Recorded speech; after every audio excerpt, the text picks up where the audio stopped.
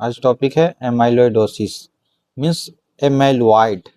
Amyloid क्या होता है? एक एबनॉर्मल प्रोटीन होता है। क्या होता है? एबनॉर्मल प्रोटीन होता है जो क्या होता है कि ऑर्गन में एंड टिश्यू में जाकर कलेक्ट हो जाता है। तो जो अमाइलॉइड एबनॉर्मल प्रोटीन है जो ऑर्गन में या टिश्यू में चला जाएगा, तो जो ऑर्गन को अपना काम करना है या टिश्यू को जो काम करना है तो क्या होगा? ऑब्स्ट्रक्ट होगा, वहाँ पर बाधा बनेगा। वही है एमाइलॉइड। एमाइलॉइड एक प्रोटीन है, एबनॉर्मल प्रोटीन है।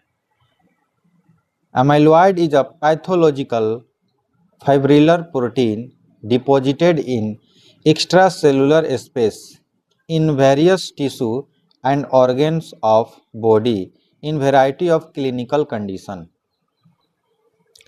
Forms of amyloid.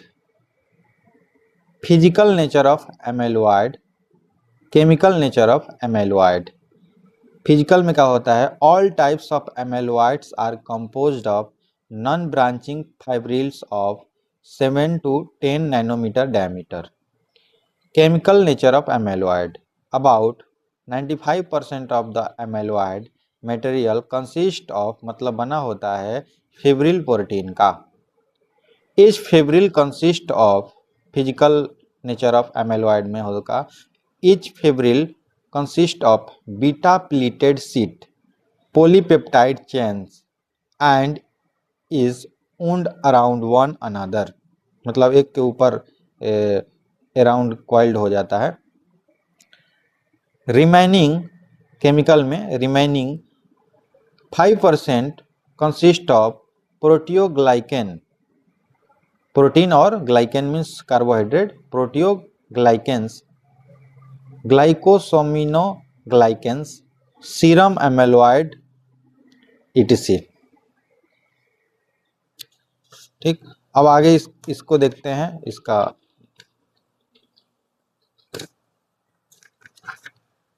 पैथोजेनेसिस देखते हैं एमाइलॉइडोसिस का।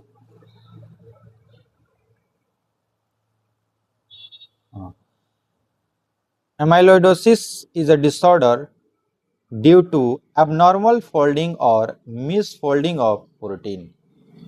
Normally, misfolded proteins are degraded either intracellularly in proteosomes or extracellularly by macrophages।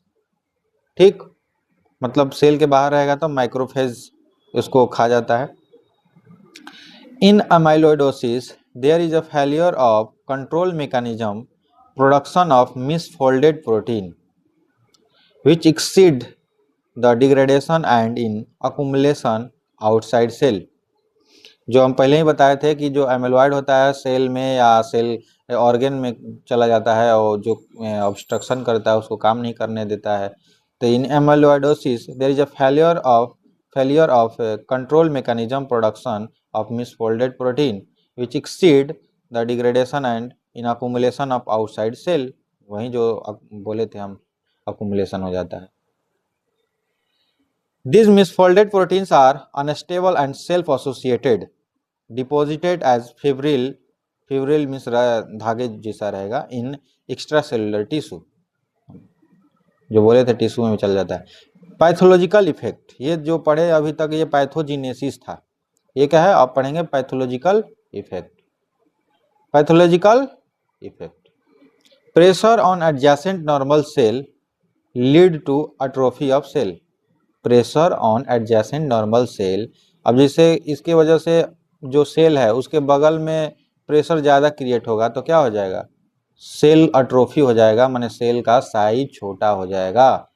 ठीक, deposition in blood vessel wall causes, यदि ब्लड वेसल में deposition हो जाए तो क्या होगा? Narrowing of lumen lead to ischemic damage.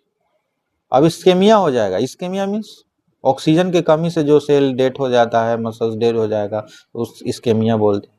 Increase permeability, escape of protein out of vessel। अब जैसे site of amyloid deposit in organ कहाँ होता है?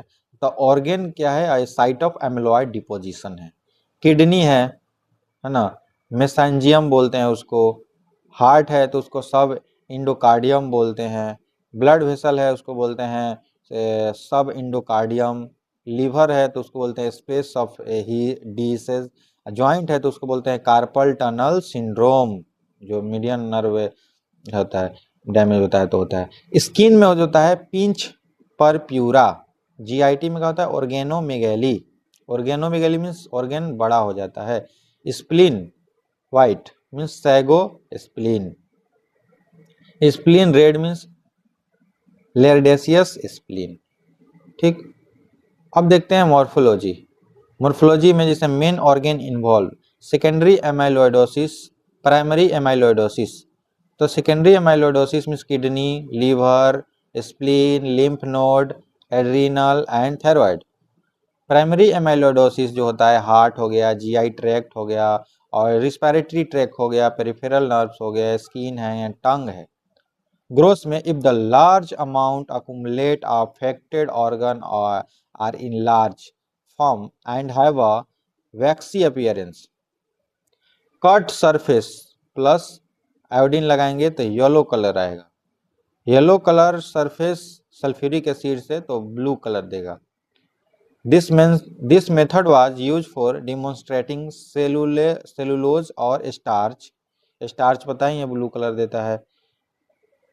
This staining property was responsible for coining of the term amyloid, but it is neither starch or nor cellulose।